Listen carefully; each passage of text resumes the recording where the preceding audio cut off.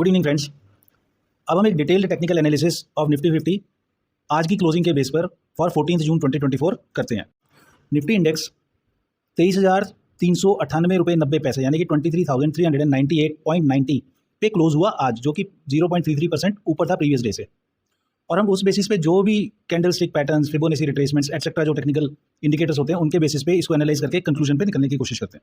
दोस्तों, जहाँ तक कैंडल स्टिक पैटर्न का सवाल है, जो रिसेंटली कैंडल्स बनी है वो बहुत ही स्मॉल बॉडीड पैटर्न की कैंडल्स हैं, जो ये इंडिकेट करती हैं कि मार्केट में अभी इनडिसाइसिवनेस चल रही है और आने वाले टाइम में कोई ना कोई पोटेंशियल अप मूव या डाउन मूव आ सकता है, लेकिन तब तक एक कंसोलिडेशन हो सकता है एक सिग्निफिकेंट मूव आने से पहले। तो हम नज़र डालते हैं फिबोनाची रिट्रेसमेंट्स पर।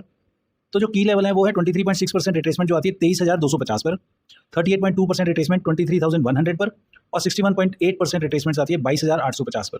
तो ये जो लेवल्स हैं ये पोटेंशियल सपोर्ट का काम कर सकते हैं और इनको हम अपने चार्ट पे बना करके रख सकते हैं। अगर हम मूविंग एवरेजेस को देखें तो सिंपल मूविंग एवरेज जो कि 20 डे SMA है उसमें बाई का सिग्नल है, 50 डे भी बाई दिखा रहा है, 100 डे भी बाई, 200 डे भी, मतलब सारे के सारे simple moving averages by indicate कर रहे हैं।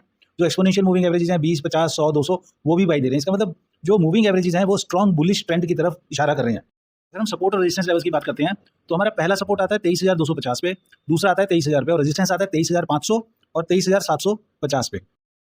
MACD जो 12-26 वाला है वो है 62.11 पर, जो कि एक बाय सिग्नल इंडिकेट कर रहा है। MACD line above the signal line it suggest continued bullish momentum.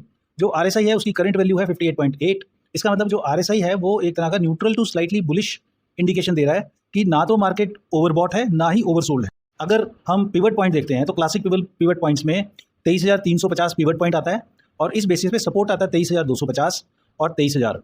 इसी तरह से रेजिस्टेंस 1 आता है 23,500 और रेजिस्टेंस 2 आता है 23,750।